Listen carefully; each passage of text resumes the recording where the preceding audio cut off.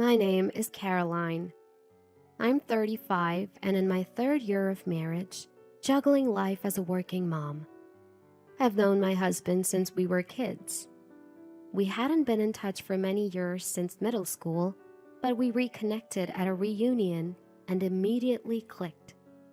Before we knew it, we were dating. Everything went smoothly in our relationship, and we naturally moved on to getting married. Both of us were in our mid-30s when we tied the knot. So, we were already talking about having kids soon. Then, I got transferred. And guess what? The new office was near my husband's parents. My husband and his folks were thrilled. "Why don't we live together? It'll be easier when you guys have kids," they said. Now, it's not like I have a bad relationship with my in-laws, but I wanted to maintain some space, so I kindly declined. They seemed pretty disappointed. I felt guilty, but figured it's better for everyone to have some boundaries. My husband agreed, or so I thought. Looking back, that was the starting point for everything. Due to my job transfer, we had to rent a new apartment. My husband's commute went from 30 minutes to an hour. I felt bad for making his life harder, but he told me, "We're a team. Don't worry about it." I was glad to have such an understanding husband. Yet, my in-laws didn't see it that way. "How can you inconvenience your husband for your own needs? A good wife would never do that," they criticized. Exactly. Derek is right. Don't you think you lack a sense of compassion for your husband? Why were they butting in? We had made this decision together. Ever since I turned down their offer to live together, they've been giving me the cold shoulder. "Caroline, did you marry your job or what?" Look, you're not getting any younger. Start thinking about having children.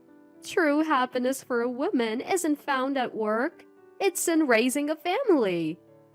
Funny, because before we got married, they were all for me continuing my career, saying things like, "If our son is with a self-sufficient woman, we can rest easy." Can you believe how he's changed just because I said we shouldn't live with his parents? At first, my husband used to stand up for me, but now he's like, "Well, what Dad and Mom are saying makes sense. At this rate, what's even the point of us being married?"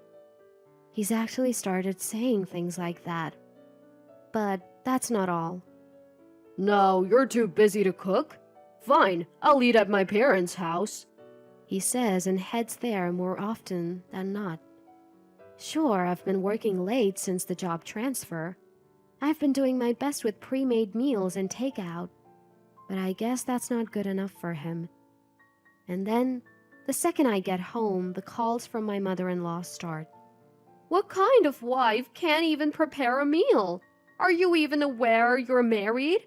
You're just a freeloader." Hold on, I make money too. She ends the conversation with, "From now on, we'll feed him. So do whatever you want." Taking care of your married son's meals? Talk about helicopter parents. To begin with, my husband comes home at the same time every day. Shouldn't he be the one making dinner when I'm stuck at work? It's not just my in-laws, I'm also growing frustrated with my husband. Even with all these concerns, I still have one person on my side. "Hey, it's Uncle!" "Caroline, how are ya?" "I've been better." "What's wrong? You sound down." The caller was my late mother's real brother. I lost my parents in my 20s, so my uncle has been like a stand-in dad for me. I told my uncle in detail about my job transfer and my struggles with my in-laws. He listened to me intently. And for the first time in a long while, I felt at peace. "My in-laws, huh? That's a real piece of work." "You're telling me It's like they're negating everything about me. Your husband's no better. He should be standing up for you. I know, right? It's just awful. When you're troubled or worried, nothing beats eating something delicious to take your mind off it. Come by sometime and I'll treat you to some good food. And bring your husband too. I'll give him a piece of my mind. My uncle owns a restaurant. When my parents were alive, we often dined at his place. Sounds good. We'll definitely stop by soon then. Anytime, Caroline. If you're struggling, call me, alright? Thanks, Uncle. Talking to Uncle made me feel so much better. It was a much-needed relief. One weekend, I was catching up on chores I couldn't get to during the week. My husband, meanwhile, was lounging on the sofa, doing nothing. Hey, can you help out? I'm tired too. Why? You're the woman. You should do it. What kind of logic is that? My mom never made my dad do chores. That's because she was a homemaker. I work full-time. What? You think you're better than my mom? That's not what I mean. You've become so unpleasant. Luca was talking. Ever since he started spending more time with his parents, he's been so hostile towards me. If this continues, our marriage could be at risk. To be a good partner, I decided to adjust my work schedule to come home at a more reasonable time. I figured this would reduce my husband's visits to his parents' house and give us a chance to reevaluate our relationship. I had to admit, I'd been using work as an excuse not to be emotionally available to my husband. From then on, I'd make an effort to come home early, cook dinner, and spend quality time together. Things started to look up. My husband's frequent visits to his parents' house dwindled, and our normal routine seemed to return. Or so I thought. Then came the curveball from his parents. Hey, Mom ordered steak delivery for tonight. Let's go eat there. What? I've already prepared dinner. But they've gone through the trouble of ordering. How could we say no? Well, I guess you're right. So my husband and I reluctantly decide to go to my in-laws'. Getting takeout all of a sudden, doesn't that seem a bit suspicious? Or is it just me who feels this way? Upon arriving at the in-laws, there was a plate from an upscale steak restaurant set out for each person. But there were only 3. Welcome, let's eat. My mother-in-law says cheerfully, as if I'm not even there, only to my husband. Ah, you made it. Today's steak is sirloin. My father-in-law chimed in, not even glancing my way, enjoying his steak and beer. Should I address this? I mustered the courage to speak. Where's mine? Summoning up the courage, I finally speak out. My mother-in-law offers a creepy smile. Well, that's odd. I ordered 4 steaks. Something must be wrong. My father-in-law is too engrossed in his meal to even look at me. As for my husband, he takes a bite of his steak, says, Delicious. Then brushes off the issue. Maybe the steakhouse messed up the order. No big deal. Are you kidding me? So I'm the odd one out here. My mother-in-law tells such blatant lies and my husband and father-in-law pretend not to notice. I'm amazed that adults can act so childishly. But I handle it all with a cool head. All right then, I'll be leaving. No one tries to stop me. Driving home from my in-laws, tears flood my cheeks. All I wanted was to get along with them. Why do I have to endure this? Unforgivable. Absolutely unforgivable. So, I decided to take action in secret. I had to keep up the appearance of being the perfect wife. I made sure to come home on time, prepared meals for my husband, and flawlessly handled all the chores. My husband continues to have dinner at his parents' house and sometimes even stays overnight. Our marriage is obviously on the rocks, but I stick to my role as a devoted wife. I'm waiting for the perfect opportunity, and it finally arrives. One day off, I get an unusual call from my mother-in-law. It's been a while. How about some steak? I ordered delivery. It's rare for them to reach out to me, but I already knew what they were after. Even with my mean-spirited mother-in-law's devilish tone, I responded pleasantly. Thank you. We'll be there, I say politely. My husband and I head to my in-laws' place. When we get there, sure enough, there are only 3 plates of steak. Well, just as I expected. When things go exactly as planned, it actually makes it easier to handle. Where's mine? I ask, just like before. Oh, that's strange. I swear I ordered 4. I almost laugh at how staged her response is, but I hold back. Are you sure you ordered 4? What? You doubt me? Mother-in-law's gaze sharpens. Sensing the tension, my husband intervenes. Come on, maybe the steakhouse got it wrong. It's happened before. Don't get so upset. You'll get wrinkles. My in-laws burst into laughter at my husband's lame joke. Caroline, you've been looking a bit aged lately. Don't lose your femininity, always buried in work. Coming from a woman with far more wrinkles than me, that's unexpected. You must remember your role as a wife. Always strive to look beautiful. Father-in-law adds, stuck in another era, as if they were the ones in the right. Time to set things straight. Frustration boiling over, I finally burst out loud. Unbelievable. What's wrong with this steakhouse? Messing up our order time and time again. They can't be serious.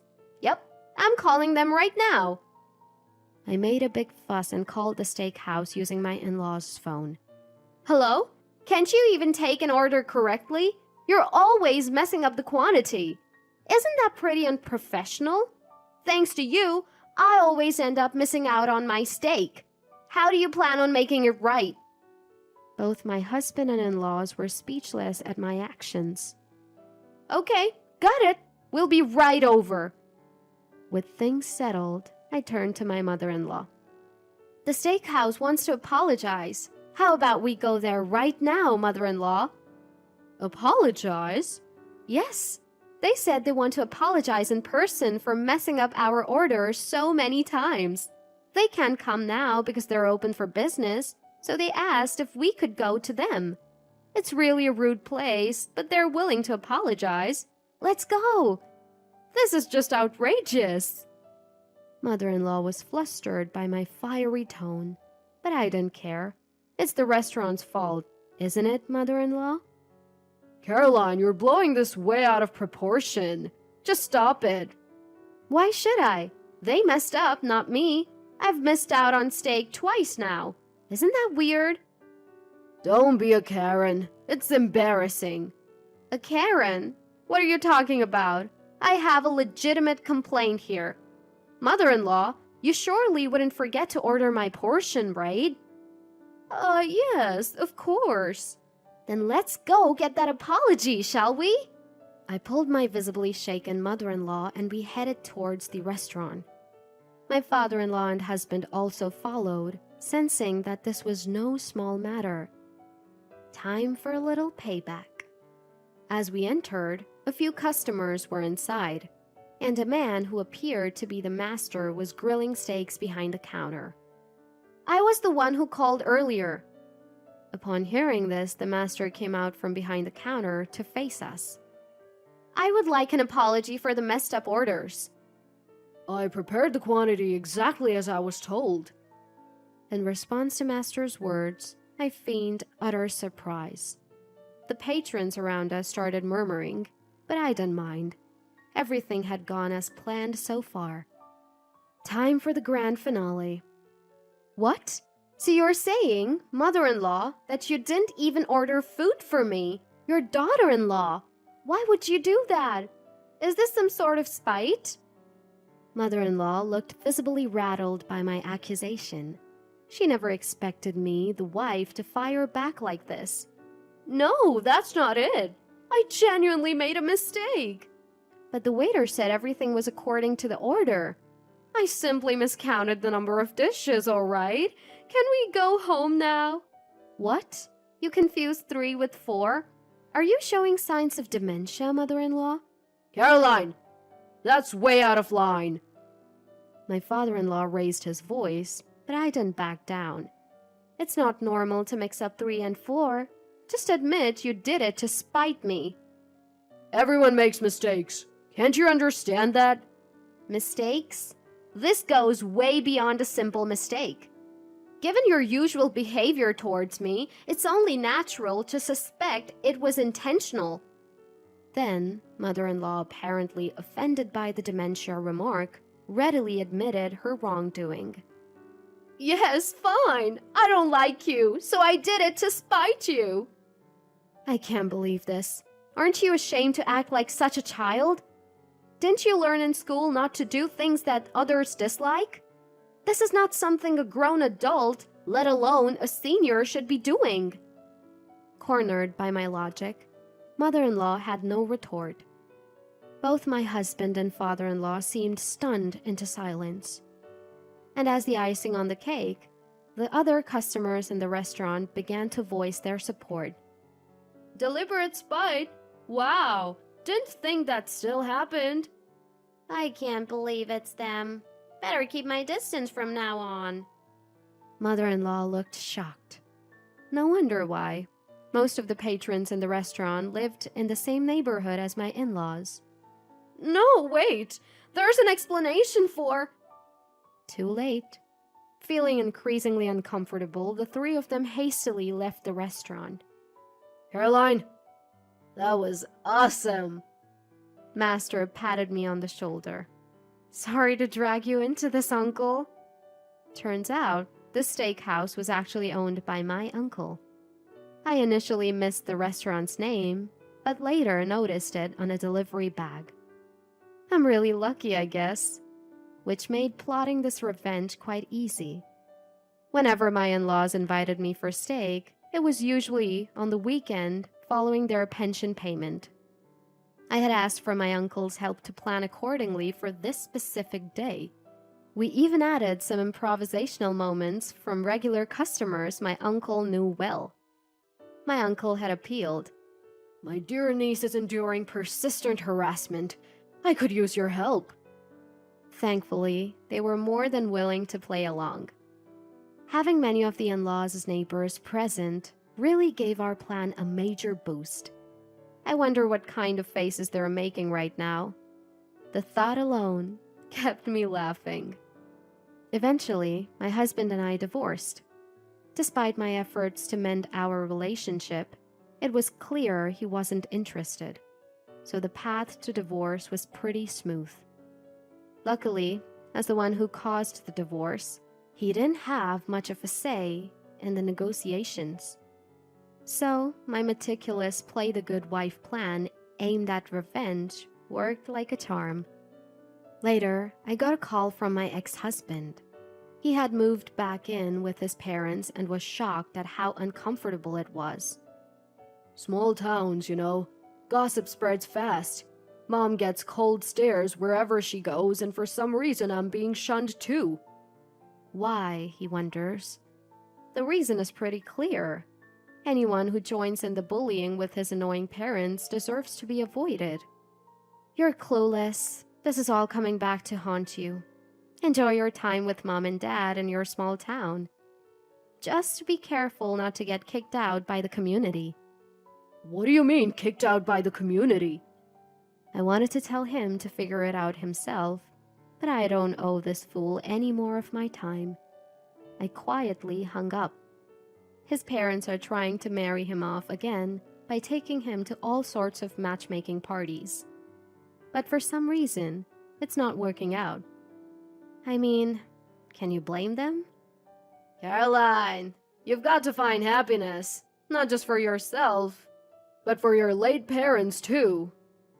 My uncle said, grilling a sirloin steak across the counter. My latest indulgence is treating myself once a week at my uncle's place. Thank you, uncle. I can feel the tears coming. It must be too much pepper. It was a night where my uncle's kindness touched my heart.